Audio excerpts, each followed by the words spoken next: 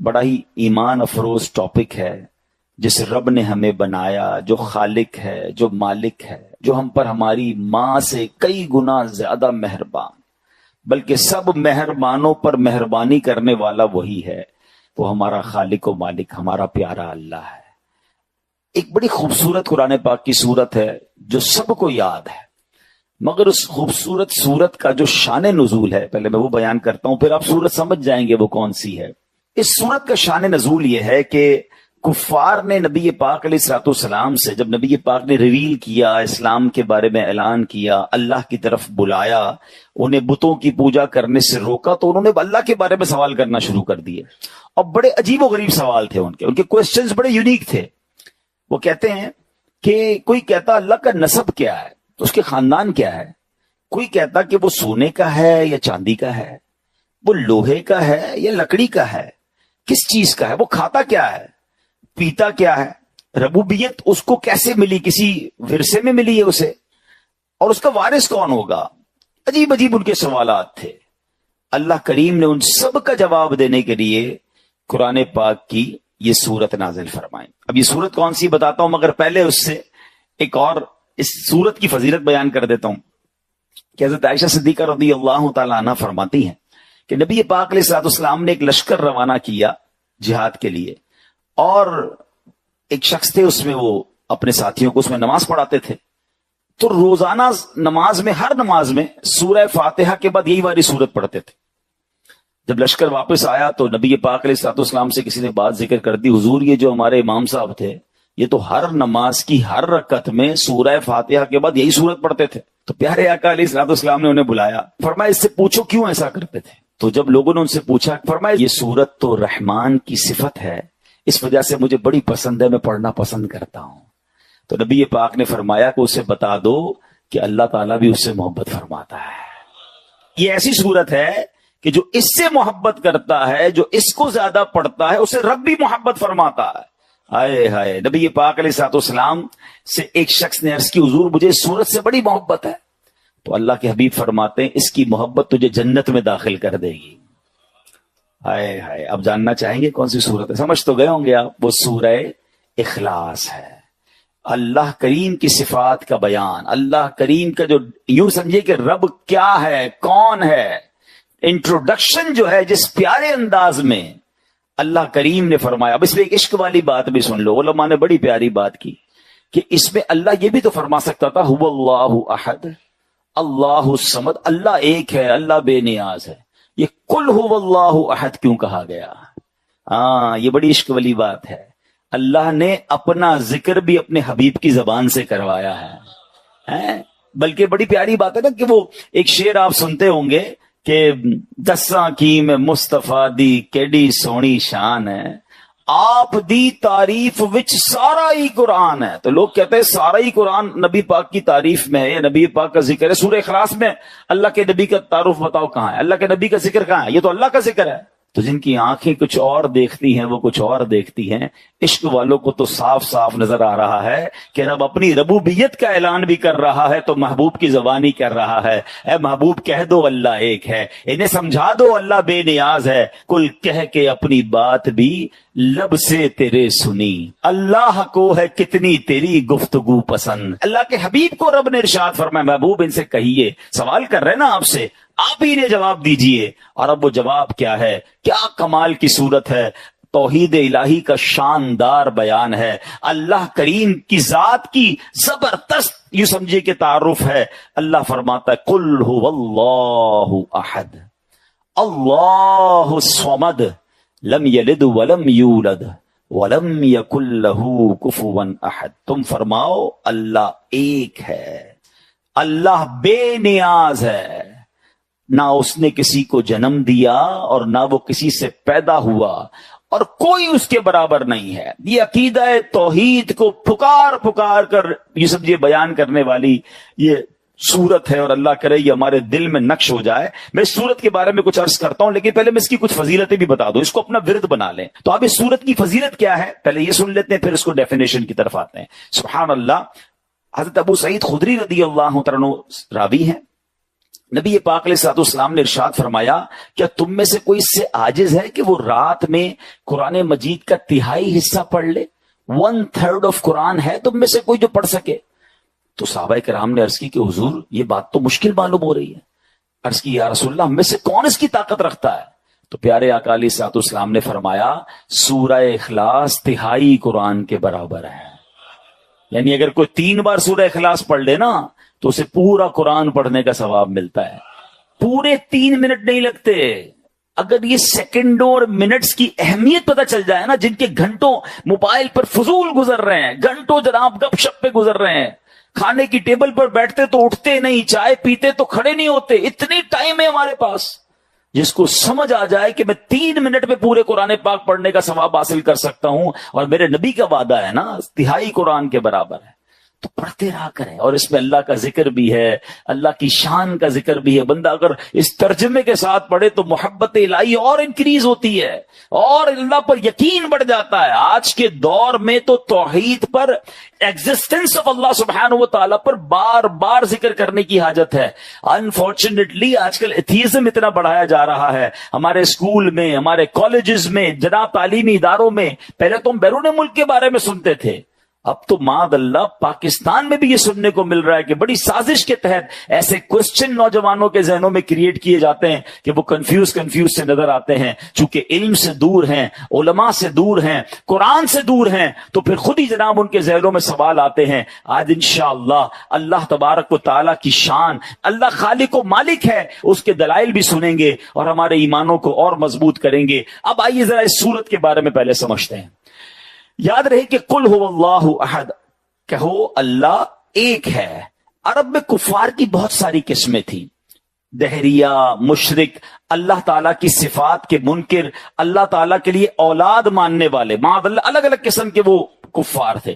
تو اس صورت میں سب کی تردید کر دی. هو اللہ فرمانے میں دہریوں کی تردید کر دی، وہ کہتے اللہ کوئی اللہ ہے ہی نہیں، دنیا میں کوئی خالق ہی نہیں ہے، ان کی تردید کر دی کہ اللہ ہے اور ایک ہے. احد فرمایا، مشرکین کا رد کر دیا جو بتوں کی پوجا کرتے تھے، کہتے اللہ بھی ہے بت بھی ہے، معاذ اللہ، ان سب کا رد کر دیا.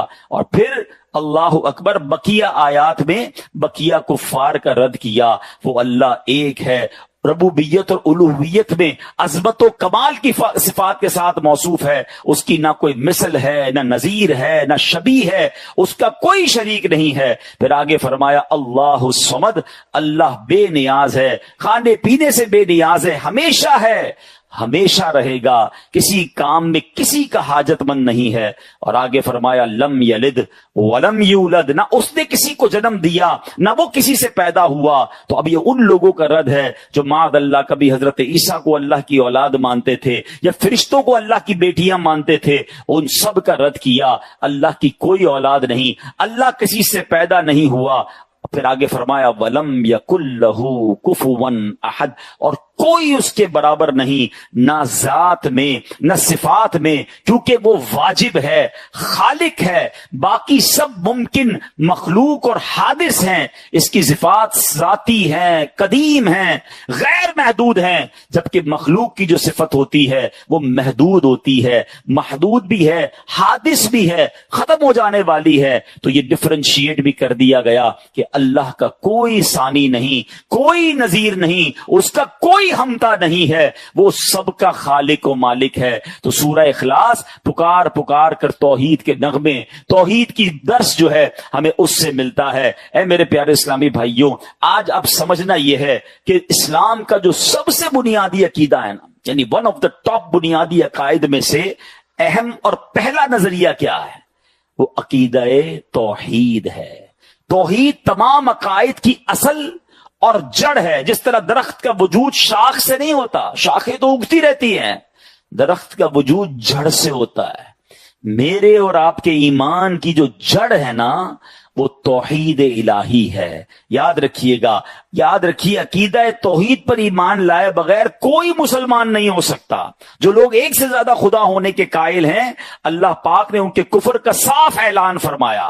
اللہ قرآن مجید میں ارشاد فرماتا ہے لَقَدْ كَفَرَ الَّذِينَ قَالُوا إِنَّ اللَّهَ ثَالِثُ ثَلَاثَةٍ وَمَا مِنْ إِلَٰهٍ إِلَّا إِلَٰهٌ وَاحِدٌ، بے شک کافر ہیں وہ جو کہتے ہیں اللہ تین خداؤں میں کا تیسرا ہے اور خدا تو نہیں مگر ایک خدا، وَإِن لَّمْ يَنْتَهُوا عَمَّا يَقُولُونَ لَيَمَسَّنَّ الَّذِينَ كَفَرُوا مِنْهُمْ عَذَابٌ أَلِيمٌ، اور فرمایا اگر اپنی بات سے باز نہ آئے تو جو ان میں کافر مریں گے تو ضرور ان کو دردناک عذاب پہنچے گا۔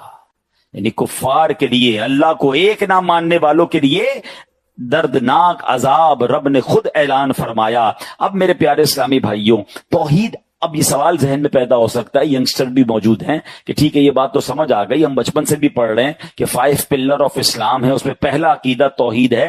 اب what is the definition of توحید؟ میں آسان لفظوں میں آپ کو اس کو بھی ڈیفائن کر دیتا ہوں۔ توحید کا معنی ہے اللہ کریم کی ذات پاک کو اس کی ذات اور صفات میں شریک سے پاک ماننا، یعنی اللہ کی ذات میں کوئی شریک نہیں ہے اور اللہ کی صفات میں اس کا کوئی شریک نہیں ہے، یعنی جیسا اللہ ہے ویسا ہم کسی کو اللہ نہ مانیں۔ اگر کوئی اللہ پاک کے ہوتے ہوئے کسی دوسرے کو اللہ تصور کرتا ہے تو وہ ذات میں شرک کرتا ہے، یہ بھی توحید سے باہر ہو گیا، مشرک ہو گیا۔ اچھا، علم، سماع یعنی سننا، علم، بصارت، اللہ پاک کی صفات ہیں، ان صفات میں کسی دوسرے کو شریک ٹھہرانے والا مشرک ہے، یعنی ذات میں شریک ٹھہرانے والا بھی مشرک، اور اللہ کو جیسا رب ہے عبادت کے لائق، ایسا عبادت کے لائق کسی کو اور کو بھی ماننے والا یہ بھی مشرک ہو جائے گا، یہ توحید الہی کا منکر اور کافر ہو جائے گا۔ سب سے پہلا عقیدہ یہ ہے کہ اللہ ایک ہی ہے۔ پہلے تو اب یہ ڈیفیٹ کرنا ہوگا کہ اللہ ہے اور اللہ ایک ہی ہے، وہی عبادت کے لائق ہے، نہ اس کی ذات میں کوئی شریک ہے نہ اس کی صفات میں کوئی شریک ہے۔ دس از ایکچوئل ڈیفینیشن آف توحید جو ہمیں سمجھنی ہے۔ اب اس کو تھوڑا سا مزید آگے لے کر چلتے، علامہ ابراہیم بن محمد باجوری رحمۃ اللہ تعالی فرماتے ہیں اللہ پاک اپنی ذات اور صفات میں تنہا واحد ہے، یعنی اس کا کوئی نظیر نہیں ہے۔ ذات کے واحد ہونے کا یہ مطلب ہے کہ وہ اجزاء سے مل کر بنے ہونے میں پاک ہے، ٹھیک ہے نا؟ اس کی باڈی معاذ جس طرح ہم اپنی باڈی ہوتی ہے، ہم کہتے ہیں مختلف اجزاء سے مل کر بنی ہے، اللہ اس طرح اجزاء سے مل کر بننے سے پاک ہے۔ صفات میں تنہا ہونے سے مراد یہ ہے کہ جن سے صفت جیسے علم یا قدرت میں کثرت سے پاک ہے، جیسے 2 یا اس سے زیادہ قدرتیں، 2 یا اس سے زیادہ علم، اس طرح افعال میں یکتا ہونے کا معنی یہ ہے کہ اللہ پاک کے افعال میں نہ تو کوئی دوسرا شریک ہے اور نہ ہی اس کا کوئی مددگار۔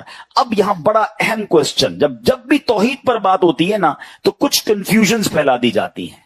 اب سوال پیدا ہو سکتا ہے کہ علم اللہ پاک کی صفت ہے، اگر کسی دوسرے کے لیے علم ثابت کریں تو کیا یہ شرک ہے؟ سمیع، سننے والا، یہ اللہ پاک کی صفت ہے، اگر کسی دوسرے کو بھی سننے والا کہیں تو کیا یہ شرک ہے؟ اب یہ بڑا حیات، ہمارا زندہ ہونا، اللہ تو حی قیوم ہمیشہ رہنے والا ہے، ہم بندوں کو بھی کہتے ہیں یہ بھی زندہ ہے، تو کیا یہ بھی شرک ہو جائے گا؟ یہ جب آپ آج عقیدہ توحید کی یہ باریک لائن سمجھ جائیں گے نا تو آئندہ شرک اور توحید میں فرق کرنے کا آپ کا مسئلہ ہمیشہ کے لیے سالو ہو جائے گا۔ اب ذرا غور سے سمجھیے، اس کا جواب سنیے گا۔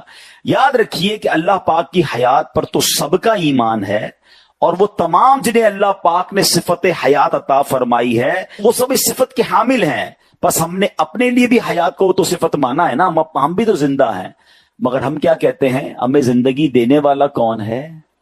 ہماری زندگی ٹیمپریری ہے، ہماری زندگی دینے والا کون ہے؟ اللہ تعالیٰ ہے۔ اللہ بھی حی ہے، اس وقت میں بھی زندہ ہوں، آپ بھی زندہ ہیں، مگر ہمیں زندگی دینے والا رب ہے، اور رب کو زندگی دینے والا کوئی نہیں ہے، وہ ساری کائنات میں زندگی بانٹنے والا ہے، مگر میری زندگی محدود، میری حیات محدود، میں نہیں تھا، معدوم تھا اور اس دنیا میں آیا ہوں۔ دنیا میں پہلے ہم نہیں تھے، we are not existing، ہم ایگزسٹ نہیں کر رہے تھے، ہم نہ ہونے سے ہونا ہوئے اور تھوڑے عرصے بعد پھر نہ ہونا ہو جائیں گے، معدوم سے حاضر ہوئے، ظاہر ہوئے، پھر معدوم ہو جائیں گے۔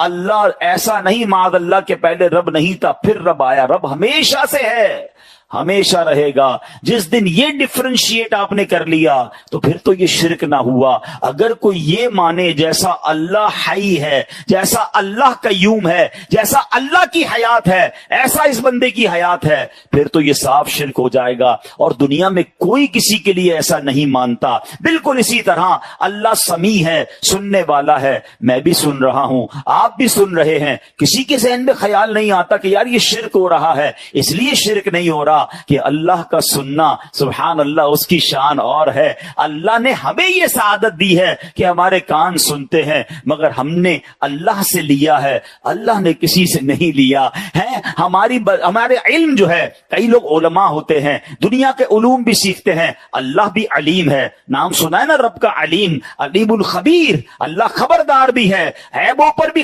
غیبوں پر بھی خبردار ہے، اور اللہ علیم ہے. تو اللہ علیم علم والا ہے. آج لوگ کہتے یہ بھی بڑے عالم صاحب ہیں، تو کیا شرک ہو جائے گا؟ نہیں جناب، ان کا علم محدود ہے، رب تو علم دینے والا ہے. جب اس بات کو آپ سمجھ جائیں گے تو کبھی شرک کی ڈیفینیشن میں کنفیوژن نہیں ہوگی کہ اگر بندہ کسی اللہ والے کے لیے، کسی بڑی ہستی کے لیے کوئی علم، کوئی طاقت یا کوئی بھی اس کا جناب عمل مانتا ہے تو ہمیشہ ذہن میں یہی ہوتا ہے کہ یہ محتاج ہیں، اللہ نے انہیں دیا ہے اور اللہ کی عطا سے ملا ہے. تو شرک تو ختم ہو گیا نا. شرک یہ ہوتا ہے کہ جب یہ بندہ کہہ دے کہ فلاں نبی، فلاں صحابی، فلاں ولی جو ہیں یہ اللہ کی طرح ہے، انہوں نے اللہ سے لے کر نہیں، خود اپنی طرف سے دیا یا اپنی طرف سے دنیا کو نوازتے ہیں، جناب یہ شرک ہو جائے گا. تو جب یہ ڈیفینیشن میرے اور آپ کے ذہن میں کبھی بھی نہیں آتی، ہم کبھی کبھی کہتے ہیں ڈاکٹر بڑا اچھا ڈاکٹر ہے یار، اس کے پاس جاؤ بڑی شفا ہے اس کے ہاتھ میں، تو جناب یہ تو پھر شرک ہو جانا چاہیے.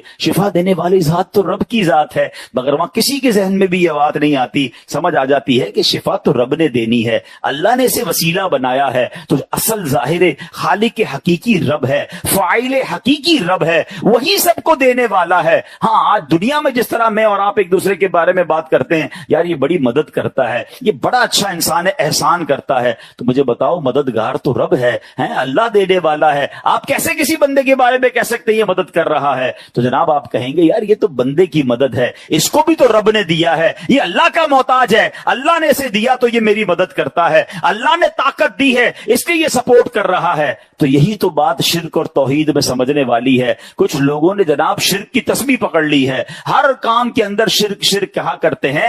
شرک یہ نہیں ہے، ذات میں کوئی کسی کو شامل کر لے یقیناً مشرک ہے، اللہ کے سوا کسی اور کو عبادت کے لائق سمجھے وہ مشرک ہے، اور اللہ کی صفات میں کسی کو شامل کر لے کہ جیسا رب ہے، خالق ہے، جیسا مالک ہے، جیسا اس کا سب کچھ ہے، ایسا ہی کسی کو مانے گا تو یقیناً وہ مشرک ہو جائے گا. مگر الحمدللہ مسلمانوں کا یہ عقیدہ نہیں ہوا کرتا. اللہ والوں کے لیے بھی جب بھی وہ ان کی طرف کسی ان کے کمال کی طرف یا ان کے کسی اعلیٰ وصف کی طرف توجہ کرتے ہیں تو ذہن میں یہی ہوتا ہے یہ اللہ کے نیک بندے ہیں، عبادت کر کے بڑا مرتبہ پا لیا ہے، اللہ نے انہیں اپنے کمال سے، اللہ نے اپنی قدرت سے انہیں کچھ عطائیں فرمائی ہیں، تو یہ جناب ہم لوگوں سے آگے ہیں، مگر رب کے یہ بھی محتاج ہیں. اللہ کی عطا کے بغیر کوئی کسی کی کوئی مدد نہیں کر سکتا. تو امید ہے کہ یہ بات ہمیں کلیئر ہو جائے گی. اب ہم آتے ہیں کہ اللہ موجود ہے. آج کے دور میں اس ٹاپک کو بہت ڈسکس کرنا ضروری ہے. بدقسمتی ہے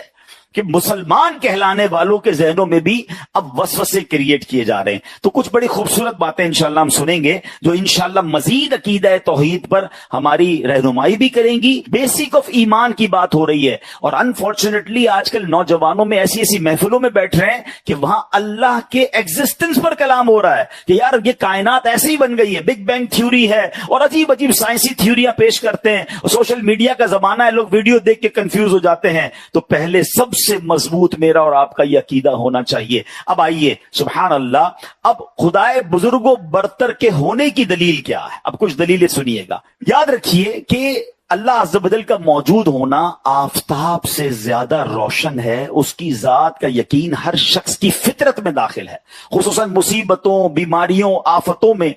یہ انسان کی فطرت ہے کہ جب بڑی مصیبت میں آتا ہے نا، بڑے سے بڑا منکر بھی جو ہے نا وہ پھر اللہ کی طرف رجوع کر لیتا ہے کہ یار اب پھنس گیا ہوں، اب دعا کروں. اب کسی کو کہتا ہے اللہ سے دعا کر دو، اب اسے یاد آتا ہے کہ کوئی ہے خالق، کوئی ہے مالک جس کی طرف میں نے رجوع کرنا ہے. جب پریشان ہوتا ہے تو اسے رب کی یاد آتی ہے. اور تھوڑی سی عقل والا انسان بھی اگر صرف اس دنیا پر نظر کر لینا تو یقین کر لیتا ہے کہ بے شک یہ آسمان و زمین، یہ ستارے، یہ سیارے، انسان و حیوان، تمام مخلوق کسی نہ کسی کے پیدا پیدا کرنے سے پیدا ہوئی ہے. ارے آخر کوئی تو ہے جو انہیں پیدا کر رہا ہے, جس طرح چاہتا ہے اس میں تصرف کرتا ہے. کیونکہ جب ہم کسی تخت یا کرسی کو دیکھتے ہیں, مثال کے طور پر یہ میری ڈیسک ہے, آپ کسی بھی کرسی کو دیکھیں, دیکھتے ہی خیال کیا آتا ہے کہ اس کو کسی نے بنایا ہوگا, یہ خود بخود بن نہیں سکتی ہے. تو ذرا بتاؤ نا, اتنی بڑی دنیا, اتنا بڑا سسٹم جو بہت خوبصورت انداز میں چل رہا ہے, کیا کسی نے نہیں بنایا ہوگا؟ عرب کے ایک بدو نے بڑی پیاری مثال کے ذریعے بات سمجھائی.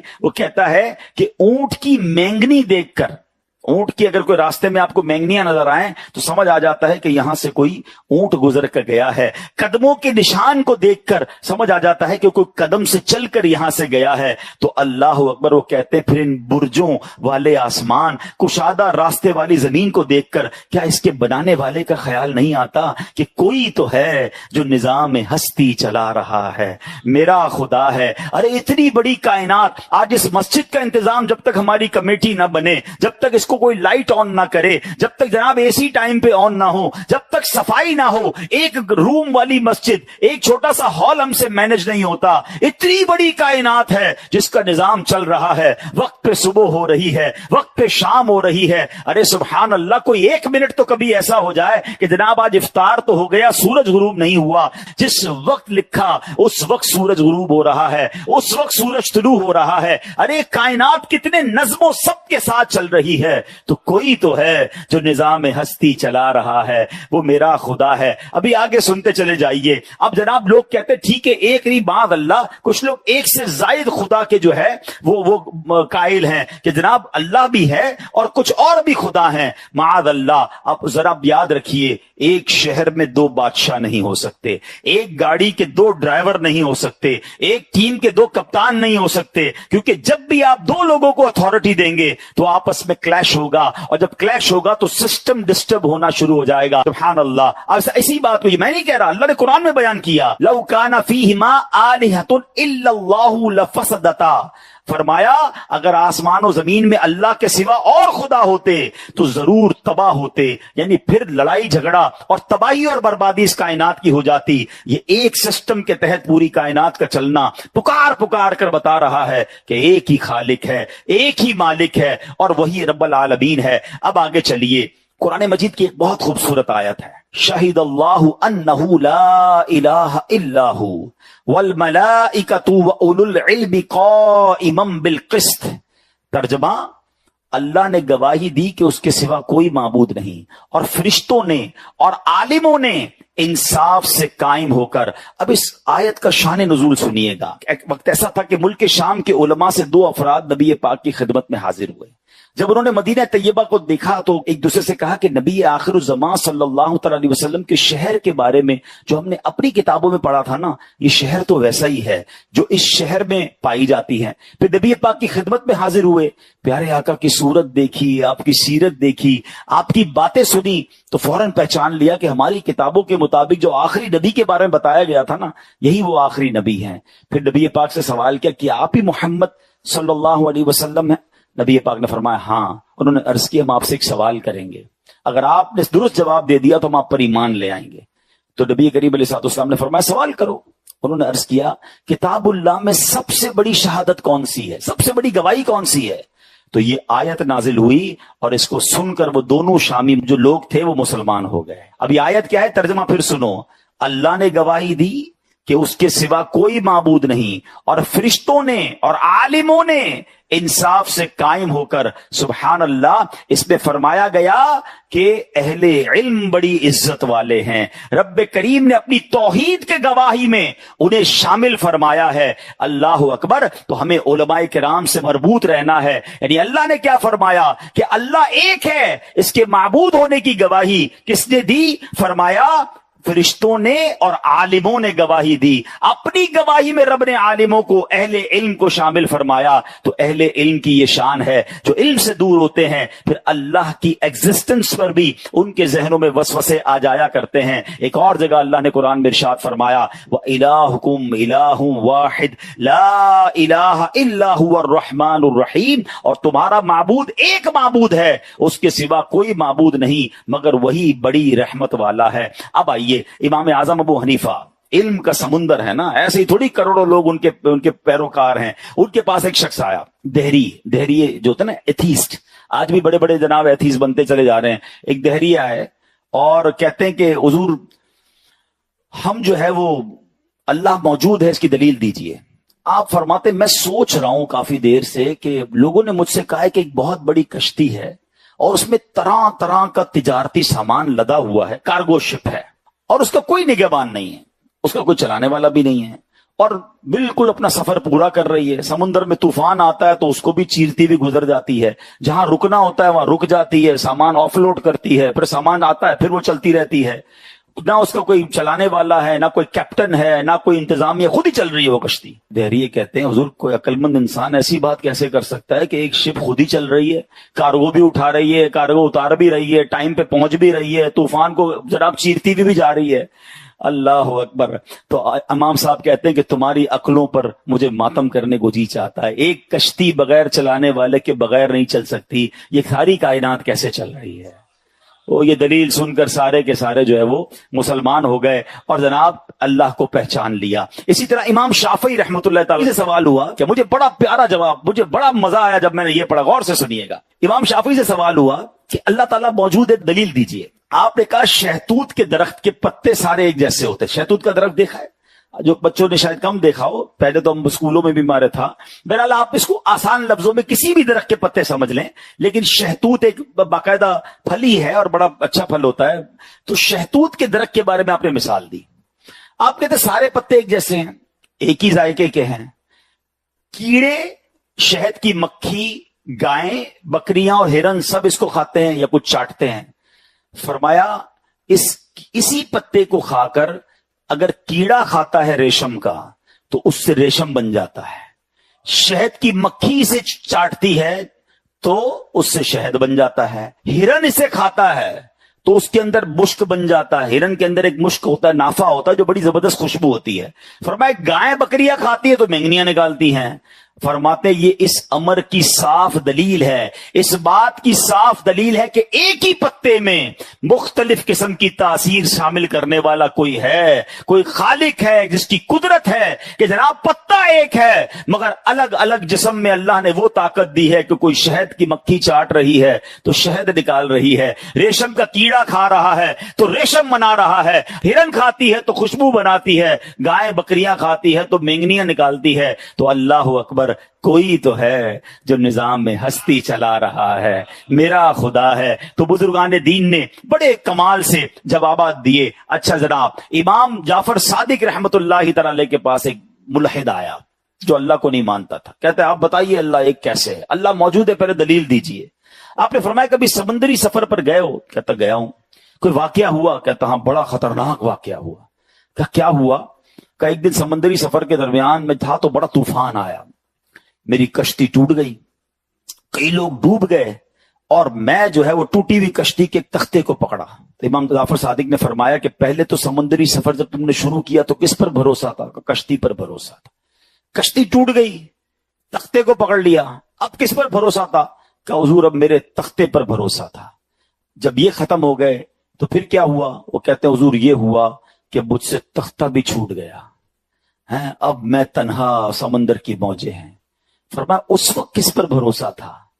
جو اس وقت میں زندہ رہنے کا جو بھروسہ تھا نا، جو امید کی کرن تھی، وہی اللہ تبارک و تعالی، وہی اللہ کی شان ہے کہ جب سارے اسباب ختم ہو جائیں پھر بھی دل میں ایک ہوپ باقی رہتی ہے کہ کوئی ہے جو مجھے بچا لے گا، کوئی ہے جو مجھے نکال لے گا.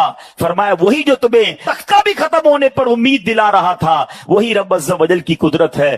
مان لو کہ اللہ نے تمہیں بچایا ہے. وہ ملحد کہتا ہے جناب آپ نے بالکل صحیح بات کی، کشتی پہ گیا تو کشتی بڑی مضبوط تھی، میرا بھروسہ کشتی پر تھا، مجھے پتا تھا چلانے والے بھی مضبوط ہیں اور ان کو سوئمنگ بھی بڑی اچھی آتی ہے، مگر طوفان آیا تو کشتی ٹوٹ گئی، میرے سامنے بڑے بڑے سوئمر ڈوب گئے. اب میں نے تختہ پکڑ لیا، میں نے کہا یہ تختہ مجھے بچا لے گا. کچھ عرصے بعد تختہ بھی ہاتھ سے گیا، اب میں تھا اور سمندر کی موجیں تھی، مگر دل میں پھر بھی ایک امید کی کرن تھی کہ میں بچ سکتا ہوں. فرمایا وہی تو تھا، وہی تو رب ہے جس نے تجھے اس تکلیف میں بھی تنہا نہ چھوڑا اور تیرے دل میں امید جگائے رکھی. تو اللہ ایک ہے، اللہ موجود ہے. سبحان اللہ. چلے میں آج کی دنیا کی بات کر لیتا ہوں. 8 ارب 8 بلین पॉपुलेशन, जाइए जरा वर्ल्डोमीटर के ऊपर, इस वक्त दुनिया की आबादी 8 अरब को टच कर रही है। 8 अरब लोग इस दुनिया में मौजूद हैं। हम इस वक्त मस्जिद में कितने लोग हैं? आपने पूरी दुनिया में ट्रेवल किया होगा, कभी आपको एक जैसा दूसरा बंदा नहीं मिला होगा। ये कैसी ड्राइंग है, ये कैसी जनाब अल्लाह की कुदरत के शाहकार हैं। अरे कहीं और ना देखो, अपनी जात में अल्लाह की कुदरत को तलाश करे तो बंदा हैरान हो जाता है। कभी आपको इसको एक्सपीरियंस करना हो ना, अगर यहां पर मेरा ख्याल है वो बैठे हो, आर्किटेक्चर लोग बैठे हो जिनको ड्राइंग वगैरह करने का तजुर्बा होता है, कभी उनसे पूछें कि अलग अलग शेप बनाना कितना मुश्किल है। उनको कहो 200 किस्म की बिल्डिंगें बना दो, वो परेशान हो जाएंगे कि भाई 10-15 बनवा लो, 20 बनवा लो, 200 अच्छा 2000 बना दें, कहेंगे पागल हो गए हो, 20,000 बना दें, और परेशान हो जाएंगे। जिंदगी में कुछ एक ही जैसी चीजें बहुत सारी नहीं बनाई जा सकती। आपने बंगलों की डिजाइन बनाई होंगी, अपने घर बनाए होंगे, घर को कितनी तरीके से डिजाइन कर सकते हैं आप, कितने कितने शेप बना सकते हैं। कभी कागज का पेन लेके बैठिए, आपको खैर इंसानी तस्वीर तो नहीं बनानी चाहिए, आप अपना जरा खाने बनाइए, ट्रायंगुलर बना लेंगे, स्क्वायर बना लेंगे, सर्कल बना लेंगे, और बनाइए, कितने बनाएंगे? थोड़ी देर के बाद आप कहेंगे भाई इससे ज्यादा नहीं बन सकते। अल्लाह अकबर, रोज दुनिया में हजारों लोग पैदा हो रहे हैं, रोजाना नई शक्ल के हैं। अच्छा सिर्फ शक्ल अलग नहीं है, हाँ हमारी आवाज भी अलग है। देखा है दूसरी आवाज वाला, हम आवाज से फोन पे पहचान लेते हैं। अस्सलाम वालेकुम कहता है, हाँ भाई कैसे, हबीब भाई, सलमान भाई, सादिक भाई, फौरन क्लिक क्यों होता है? आवाज भी 8 अरब लोगों की अलग है। अभी रुको, अभी आगे चलते हैं, अभी आगे। सिर्फ आवाज अलग नहीं है, हमारे फिंगरप्रिंट्स अलग हैं। कभी देखा है? अब तो एयरपोर्ट के अंदर अब चेकिंग ही फिंगरप्रिंट की होने लगी है। यानी इतनी एक अंगूठा है, मुझे बताओ तो सही, 8 अरब लोग। अच्छा ये 8 अरब तो मैं कह रहा हूं ना, अरबों चले गए और अरबों आएंगे। मेरे रब की कुदरत का शाहकार तो देखें, साइंस अल्लाह की कुदरत को कैसे एक्सेप्ट कर रही है कि यार अंगूठे सबके अलग होंगे, कभी दूसरा अंगूठा एक दूसरे का मैच नहीं हो सकता।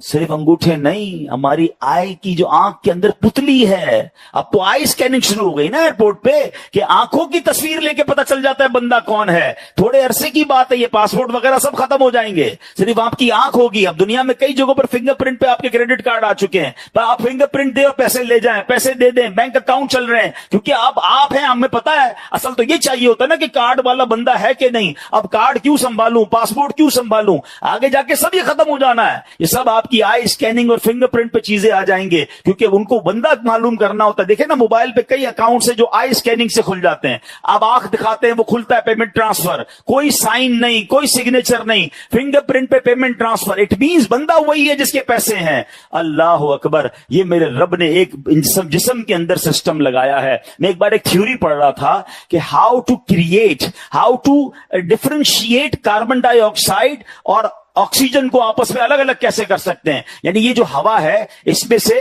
कार्बन डाइऑक्साइड को अलग करें और ऑक्सीजन को अलग करें। कोविड के जमाने में आपने देखा होगा बड़ी मशीनें आई थी कि जनाब अपने साथ रखें, सांस का प्रॉब्लम होगा तो ये इसी हवा में से आपको ऑक्सीजन निकाल के दे देगा।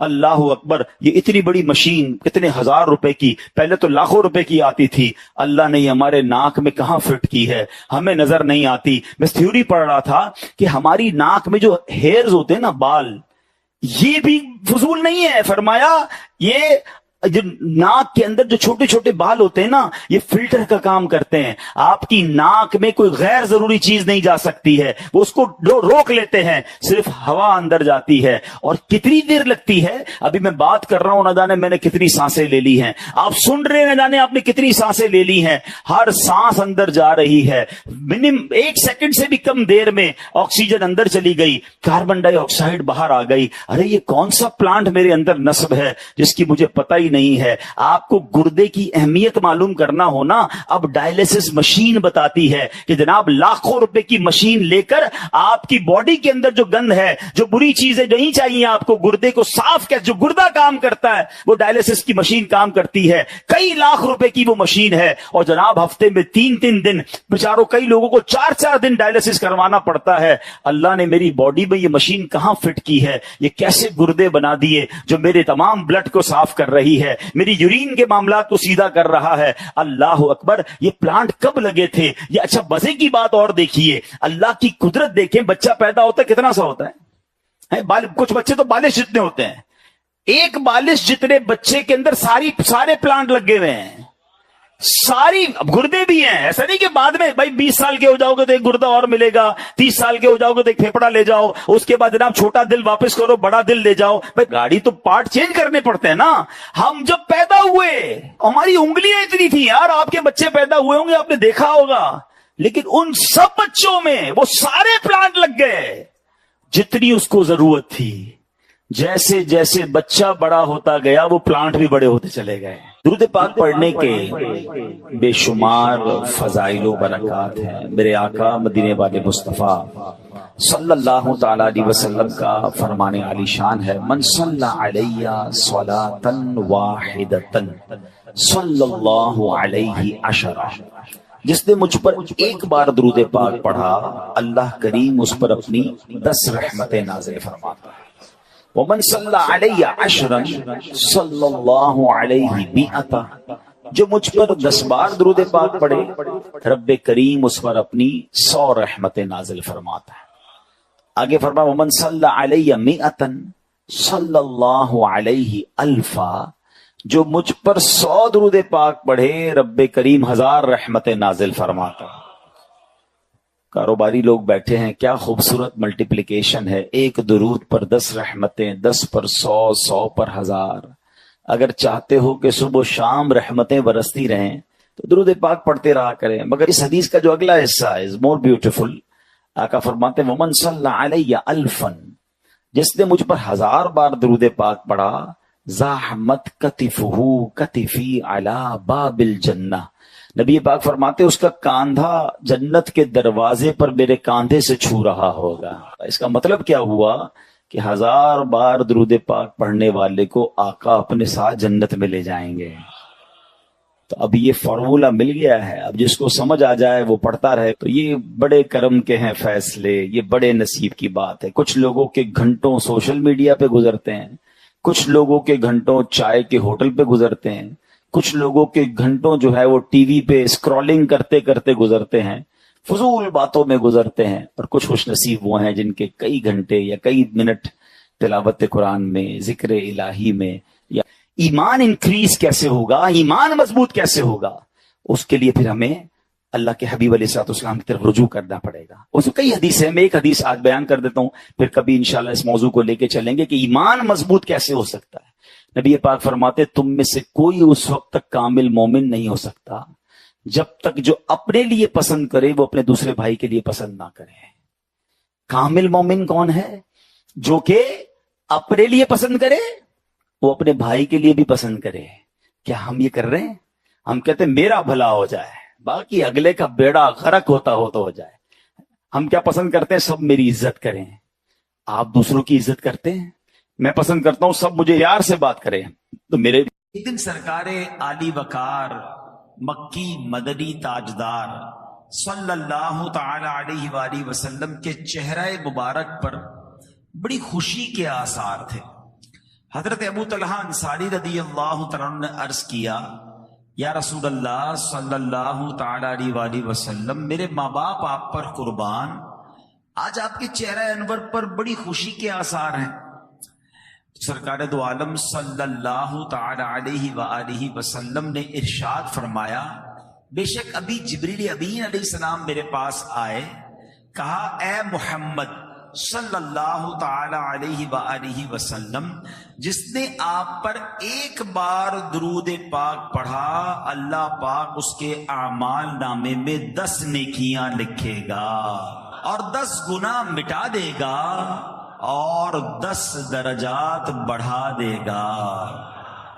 ان پر درود جن کو کسے بے کساں کہیں، ان پر درود جن کو کسے بے کساں کہیں، ان پر سلام جن کو خبر بے خبر کی ہے.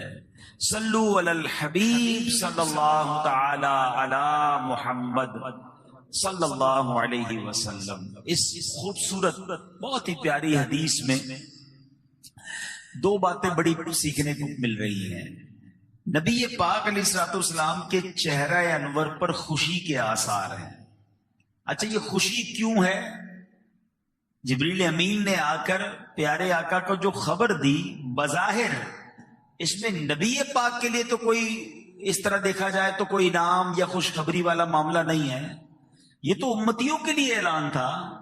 ہمارے کام اچھے ہو رہے ہیں کہ ایک درود پڑھیں گے تو 10 نیکیاں، 10 گناہ معاف، 10 درجے بلند ہو رہے ہیں. مگر سرکار دو عالم صلی اللہ تعالی علیہ وسلم کو امت سے پیار کتنا ہے. خوشخبری نبی پاک کو دی گئی کہ آپ کی امتیوں کو یہ انعام دیا جائے گا ہر درود پڑھنے پر. تو میرا آقا علیہ السلام کا چہرہ چمک اٹھتا ہے. نبی پاک ہم سے کتنی محبت فرماتے ہیں، ہم سے کتنا پیار فرماتے ہیں کہ امتیوں کا بھلا ہو جائے، امتی خوشحال ہو جائیں، ان کے بگڑے کام بن جائیں تو نبی پاک راضی ہو جایا کرتے ہیں. شاعر کہتے ہیں نا، آتا ہے فقیروں پہ انہیں پیار کچھ ایسا، آتا ہے فقیروں پہ انہیں پیار کچھ ایسا، خود بھیک دیں اور خود کہیں منگتا کا بھلا. بھیک بھی دے رہے ہیں اور دعا بھی دے رہے ہیں کہ منگتے کا بھلا ہو جائے. اب ہمارا کام بن رہا ہے، نبی پاک راضی ہو رہے ہیں. اچھا، دوسری خوبصورت بات کہ یہ بظاہر ہم شاید ریئلائز نہیں کر پاتے، ہم سمجھ نہیں پاتے کہ یہ انعام کتنا بڑا ہے. ہاں، ہر درود پر 10 نیکیاں لکھ دی جائیں گی، 10 گناہ مٹا دیے جائیں گے، 10 درجے بلند کر دیے جائیں گے. اللہ کی بارگاہ میں درجہ بلند ہونا، یہ ان سے پوچھو جو سرکاری دفاتر میں نارملی کام کرتے ہیں. ایک گریڈ بڑھانے کے لیے، ایک درجہ بڑھانے کے لیے کتنی کوشش کرتے ہیں.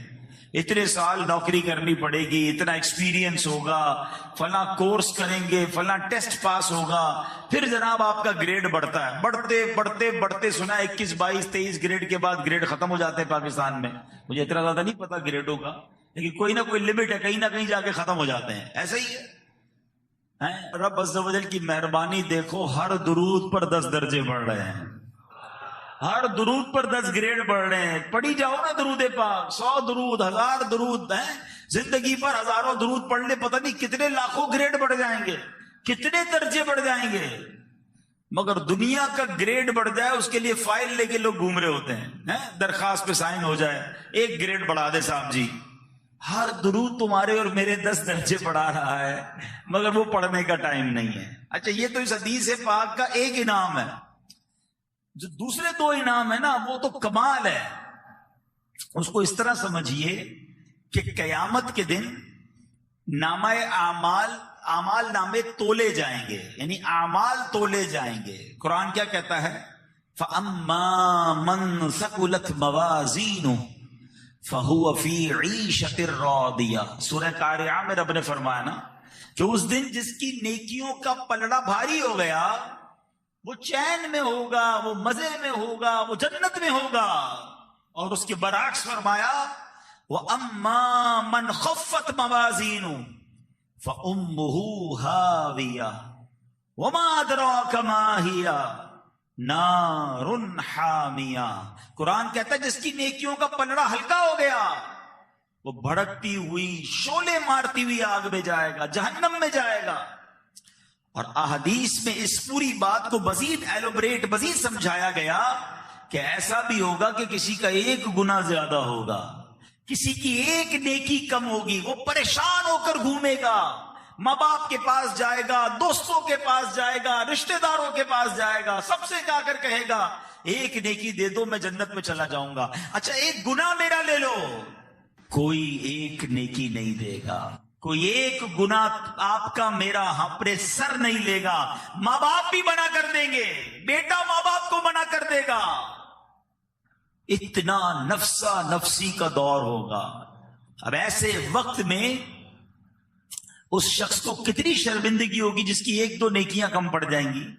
کاش تھوڑے درود اور پڑھ لیتا، کاش میں نماز کے ساتھ نوافل پڑھ لیتا، کاش میں کلمہ پاک کی تسبیح پڑھ لیتا، یا تھوڑے گناہ ہی کم کر لیتا تو میری نیکیوں کا پلڑا بھاری ہو جاتا اور میں جنت میں چلا جاتا. آج جو بندے کہتے ہیں نا کوئی بات نہیں یار، دوستوں کے ساتھ سب چلتا ہے، کیا کریں بھائی، معاشرے کے ساتھ چلنا پڑتا ہے، چھوٹا ہی تو گناہ ہے. معاذ اللہ، ہم نے گناہ بھی اپنی مرضی سے چھوٹے بڑے بنا لیے ہیں. یاد رکھو 1 گناہ بھی پھنسوا سکتا ہے. اچھا، اب سچے دل سے ایک سوال کرنا چاہتا ہوں، ریئلسٹک کوسچن، کسی کو نہیں بتانا، اپنے آپ کو جواب دے دینا کہ اگر مجھ سے اور آپ سے کوئی سچے دل سے سوال کر لے کہ یہ بتا دو یار آپ کی نیکیاں زیادہ ہیں یا آپ کے گناہ زیادہ ہیں؟ مر تو میں آج بھی سکتا ہوں نا، آپ میں سے بھی کسی کا انتقال ہو سکتا ہے، میرا بھی ہو سکتا ہے. آج مر گیا، مثال کے طور پہ ہم میں سے کسی کا انتقال ہو جائے، قبر میں جائیں گے، نیکیاں زیادہ ہوں گی یا گناہ زیادہ ہوں گے؟ اپنے آپ سے پوچھ لیں، اپنے دل سے سچا سوال کرنا، لگی لپٹی نہیں. تو اکثر لوگوں کا اور شاید سبھی کا جواب یہی آئے گا کہ یار نیکیوں کا تو پتہ بھی نہیں قبول ہوئی کہ نہیں، اور گناہ تو روز ہو رہے ہیں.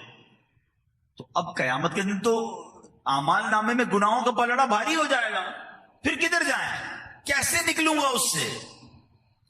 اب یہ حدیث دوبارہ سنو، اندازہ ہوگا درود پاک کیا کمال کا وظیفہ ہے. ہر درود پاک پر 10 نیکیاں عطا کی جاتی ہیں، 10 گناہ معاف کر لیے جاتے ہیں. یعنی درود پاک ایک ایسا شاندار وظیفہ ہے جو میزان عمل پر میرے بیلنس کو شاندار کر رہا ہے، بہتر کر رہا ہے، گناہوں کا پلڑا ہلکا کر رہا ہے، نیکیوں کا پلڑا بھاری کر رہا ہے. میں جتنے درود پڑھ رہا ہوں میرے گناہ کم ہو رہے ہیں، میری نیکیاں بڑھ رہی ہیں، میرے گناہ کم ہو رہے ہیں، میری نیکیاں بڑھ. مدینے جایا کریں تو روزانہ ہی سید الشہداء کی بارگاہ میں جایا کریں. سیدنا امیر حمزہ اور آپ کے بالکل برابر میں حضرت مصعب بن عمیر ہیں، حضرت عبداللہ بن جحش رضی اللہ تعالی عنہ ہیں، اور سبحان اللہ جو شہداء احد ہیں ان کے بارے میں روایتوں میں یہ مضمون ملتا ہے کہ جو ان کی بارگاہ میں جا کر سلام پیش کرتا ہے یہ قیامت تک اس سلام بھیجنے والے کو سلامتی کی دعاؤں سے نوازتے رہتے ہیں. مبارک ہونے جو سید الشہداء کی حاضری کو جا چکے، اللہ ہمیں بھی یہ حاضری بار بار نصیب فرمائے. بڑی کمال کی ہستی ہیں، بڑی موٹیویشن ملتی ہے آپ کے بارے میں جان کر، سبحان اللہ. اے میرے پیارے اسلامی بھائیوں، آج ایک بڑی کمال کی جو ہے وہ آپ کو حدیث پاک سنانی ہے، اور بڑی کمال کی اس میں فضیلت ہے جو بتانی ہے. حضرت ابو امامہ باہلی رضی اللہ تعالیٰ، یہ بڑے کمال کے صحابی رسول ہیں، بہت بلند مرتبہ، بلند ہمت والے، عبادت گزار تھے، خوب صدقہ و خیرات کرتے، کسی سوالی کو خالی ہاتھ نہیں لوٹاتے تھے، نفل روزوں کے بہت شوقین تھے. آپ کے اہل خانہ، زوجہ، محترمہ، کنیزیں، غلام سبھی روزے رکھتے تھے. دن کے وقت ان کے گھر کھانا بنتا ہی نہیں تھا.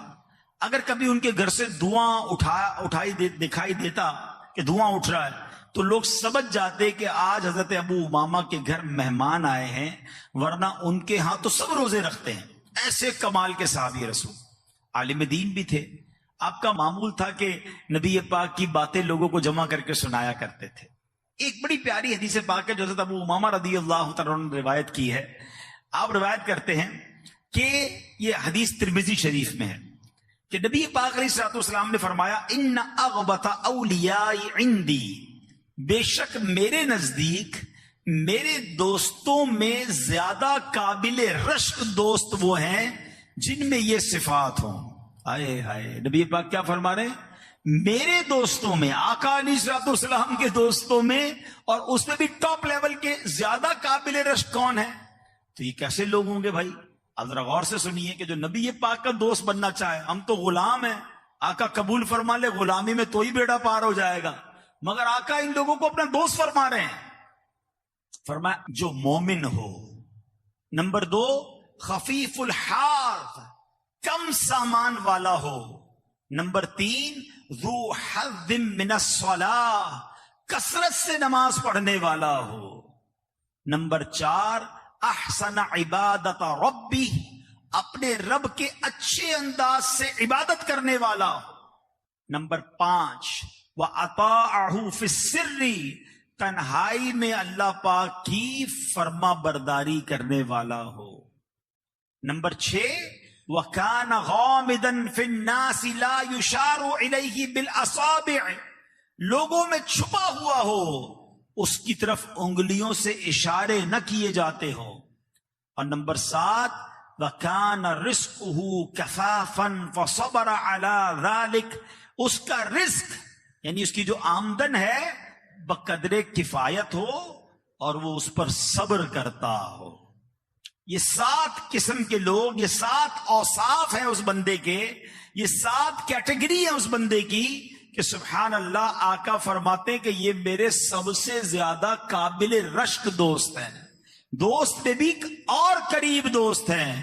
سبحان اللہ. ذرا غور کیجئے، کچھ نیکیاں ایسے ہوتی ہیں جس میں کہا جاتا ہے یہ نیکی کر لے تو جنت کی بشارت ہے، کچھ نیکیاں ہوتی ہیں جس کے بارے میں کہا جاتا ہے کر لے تو جہنم سے چھٹکارا مل جاتا ہے. کسی کے بارے میں فرمایا کہ یہ کام کر لے تو پل صراط سے آسانی سے گزر جائے گا، کسی کام کے بارے میں کہا جاتا ہے قبر کے عذاب سے بچ جائے گا. اللہ اکبر. یہ 7 اوصاف کیسے ہیں کہ جس میں شامل ہو جائیں آقا فرماتے میرا قابل رشک دوست ہے. ہائے ہائے، اللہ کا محبوب بنے جو تمہیں چاہے، اللہ کا محبوب بنے جو تمہیں چاہے، اس کا تو بیان ہی نہیں، تم جسے چاہو. ذرا سوچئے نبی پاک جسے چاہ لے اس کا عالم کیا ہوگا. تو اے میرے پیارے اسلامی بھائیوں، اور ایک بات اور یاد رکھیں، علماء فرماتے ہیں جس کو نبی پاک علیہ الصلوۃ والسلام اپنا دوست بنا لے اسے اللہ پاک اپنا ولی بنا لیتا ہے. اور جو ولی بن جائے اس کے بارے میں قرآن میں کیا فرمایا؟ الا ان اولیاء اللہ لا خوف علیہم ولا هم يحزنون. سن لو، بے شک اللہ کے ولیوں پر نہ کچھ خوف ہوگا اور نہ وہ غمگین ہوں گے. سبحان اللہ. نبی پاک علیہ الصلوۃ والسلام کے دوست کی شان کیا ہے کہ جو پیارے آقا کا دوست وہ اللہ کا بھی پیارا ہے. جو اللہ کا پیارا ہوتا ہے اس کی کیا شان ہوتی ہے؟ حدیثوں میں آتا ہے جو اللہ کا ولی ہو اللہ پاک اس کی خصوصی مدد فرماتا ہے. جو اللہ پاک کا دوست ہو اللہ پاک اسے گناہوں سے محفوظ رکھتا ہے. جو اللہ پاک کا دوست ہو اسے دنیا کی محبت سے بچایا جاتا ہے. جو اللہ پاک کا دوست ہو رب کریم اس کی چاہت کو رد نہیں کرتا. اللہ پاک کا ولی جو مانگے وہ عطا کیا جاتا ہے. اچھا، اب ذرا ان 7 اوصاف کو ہم تھوڑا تھوڑا سمجھتے ہیں تاکہ یہ 7 کون سی خوبیاں ہیں ہم کوشش کریں کہ ہمارے اندر بھی یہ خوبیاں آ جائیں. ایمان، پہلا وصف کیا ہے کہ وہ بندہ مومن ہو. یاد رکھیے ایمان والا ہونا بڑی سعادت ہے. اللہ قرآن میں فرماتا ہے نا، اے ایمان والو اللہ سے ڈرو جیسا ڈرنے کا حق ہے اور نہ مرنا مگر مسلمان. یعنی ایمان سلامت لے کر قبر میں جانا ہے. ہم اللہ سے آج دعا کرتے ہیں کہ اللہ سیکنڈ کے کروڑویں حصے میں بھی ہمارا ایمان ہم سے جدا نہ ہو، ہم ایمان سلامت لے کر قبر میں جائیں. تو ایمان کی حفاظت کی ہمیں فکر کرنی چاہیے. مگر ایک بات یاد رکھیے گا، آج کل بڑا لاجک کا زمانہ ہے، یہ بڑا عجیب سوشل میڈیا کے معاملات آ گئے ہیں. جناب یہ اسلام کا حکم ہے، اس کے پیچھے لاجک بتائیں. یہ ہمیں سمجھ نہیں آ رہا، اسلام کا یہ آرڈر سمجھ نہیں آ رہا، عقل پر فیصلے ہو رہے ہیں. نہیں جناب، ایمان جو ہے نا اس کی بنیاد عقل پر نہیں رکھنی ہے، ایمان کی بنیاد عشق پر رکھنی ہے. ہاں یاد رکھیے گا، بعض اوقات عقل اٹک جاتی ہے، ایمان کے معاملات یہ عشق سے ہوتے ہیں. اللہ کو دیکھا ہے؟ نہیں دیکھا نا، مانتے ہیں اللہ ایک ہے. نبی پاک بظاہر ہم نے ان کا دور نہیں پایا، دیدار نہیں ہوا ہم میں سے بہت سو کو. ہم مانتے ہیں وہ اللہ کے نبی ہیں، وہ آخری نبی ہیں. ہم نے نہیں دیکھا جبریل امین قرآن لے کر آتے تھے، اللہ کے نبی سے سنا ہے. ہم ایمان لے آئے کہ جبریل امین بھی ہیں، قرآن بھی نازل ہوا ہے، اللہ کی آخری کتاب ہے، اس میں کوئی شک نہیں ہے. ارے جب اتنی باتیں بغیر دیکھے مان لی، بغیر دلیل کے مان لی، اب کدھر سے تمہارے دماغ میں یہ باتیں آئی ہیں کہ جناب لاجک بتائیے، اس کی وجہ بتائیے، اسلام کا یہ حکم کیوں ہے ہمیں سمجھ نہیں آ رہا. میری آپ کی سمجھ کیا ہے؟ ہمارا کام ماننا ہے. ہم ایمان لائے ہیں اللہ پر، ہم غیب پر ایمان لانے والے ہیں. تو بڑی گہری بات ہے کہ نبی پاک کا دوست وہ ہے جو مومن ہے، اور مومن وہ ہے جو ایمان سلامت لے کر دنیا سے جائے. تو شیطان کے واروں سے اگر بچنا ہے تو اپنے ایمان کی جو بنیاد ہے وہ عشق پر رکھنی ہے. کیا خوبصورت بات کہی نا، فرمایا کہ عقل جو ہے، عقل کو تنقید سے فرصت نہیں، عقل کو تنقید سے فرصت نہیں. عشق پر اعمال کی بنیاد رکھ، عشق پر اعمال کی بنیاد رکھنی ہوتی ہے. اے میرے پیارے اسلامی بھائیوں، حضرت ابراہیم کا واقعہ آپ کو نہیں پتا؟ خلیل اللہ، کتنی بڑی آگ تھی، آج چھوٹی سی آگ ہو، کوئی کہہ ذرا ہاتھ ڈالو کہ پاگل ہو گئے، ہاتھ جل جائے گا. اتنی بڑی آگ تھی آپ کے سامنے کہ کوئی پرندہ نہیں اڑ سکتا تھا. نو فلائنگ زون ہو گیا تھا وہ ایریا. اتنی بڑی آگ ہے اور آپ کو اس آگ میں ڈالا جا رہا ہے. عمر کتنی؟ 18-20 سال کا نوجوان. ابھی عمر بھی آپ کی اتنی زیادہ نہیں تھی. عقل کیا کہہ رہی تھی؟ جاؤ گے تو جل جاؤ گے، سیکنڈوں کے اندر ختم ہو جاؤ گے. مگر عشق نے فیصلہ کیا کہ اگر یہی رب کی رضا ہے تو میں آگ میں جانے کے لیے بھی تیار ہوں. شاعر مشرق سے پوچھو نا، فرمایا بے خطر کود پڑا آتش نمرود میں عشق. کون کودا تھا؟ عشق کودا تھا، عقل نہیں. بے خطر کود پڑا آتش نمرود میں عشق. عقل تھی محو تماشائے لبے بام ابھی. عقل تو وہی کھڑی تھی، سوچ رہی تھی جاؤں نہ جاؤں. عشق نے اپنے کام کر دیا. وہ پنجابی شاعر کہتے نا، عشق دے چلے ہی نمبر لے گئے. ہاں، عشق دے چلے ہی نمبر لے گئے. عقل منداں ایویں ہی عمرہ گالیاں.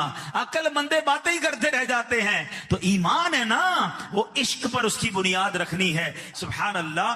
حضرت ابو عبید رضی اللہ تعالیٰ عنہ، کیا شاندار واقعہ ہے. میرے آقا کا معجزہ بھی ہے اور ایمان کیسا ہونا چاہیے، یقین کیسا ہونا چاہیے. لوگ کہتے کیسے کہتے ہو کسی پر آنکھیں بند ہیں، کیسے کہتے ہو جناب آنکھیں کھولنی نہیں چاہیے. سنو نبی پاک کی تعلیم کیا ہے. اور سبحان اللہ، سنن دارمی کی حدیث ہے. وہ کہتے ہیں نبی پاک ان کے گھر پر دعوت پر آئے، حضرت ابو عبید کے گھر پر. ٹھیک ہے، ان کے گھر دعوت تھی، بکری کا گوشت بنایا. تو نبی پاک علیہ الصلوۃ والسلام نے فرمایا ناولنی ذراعھا، مجھے اس کی دستی دو. اگلی ٹانگ کو، بکری کی جو 2 اگلی ٹانگیں ہوتی ہیں اس کو دستی کہتے ہیں، اور جو پچھلی ٹانگیں ہوتی ہیں اس کو ران کہتے ہیں. ایسا ہی ہے. تو نبی پاک نے فرمایا مجھے اس کی دستی دو. پیارے آقا علیہ الصلوۃ والسلام کو دستی کا گوشت پسند تھا. کبھی کبھی آپ کوشش کیا کریں، اللہ پاک آپ کے رزق حلال میں برکت دے اور موقع ملے تو کبھی سنت کی نیت سے دستی کا گوشت تناول بھی کیا کریں. تو حضرت ابو عبید رضی اللہ تعالیٰ نے دستی پیش کر دی. کچھ دیر بعد نبی پاک صلی اللہ علیہ وسلم نے فرمایا ناولنی ذراع، مجھے دوسری دستی دو، ایک اور دستی دو. حضرت ابو عبید نے دوسری دستی بھی پیش کر دی. نبی پاک علیہ الصلوۃ والسلام نے تھوڑی دیر بعد فرمایا کہ ناولنی ذراع، مجھے دستی دو. حضرت ابو عبید کہتے ہیں یا رسول اللہ، بکری میں تو 2 ہی دستیاں ہوتی ہیں، وہ دونوں میں نے آپ کو دے دی ہیں. اللہ اکبر. نبی پاک نے کیا فرمایا؟ اس ذات کی قسم جس کے قبضے میں میری جان ہے، اگر تم خاموش رہتے اور جب تک میں تم سے مانگتا جاتا تم مجھے بکری کی دستی دیتے رہتے، بکری کی دستیاں ختم نہ ہوتی. اب نبی پاک فرما رہے ہیں، اب ذرا غور کیجئے کیا تربیت کی ہے صحابی رسول کی.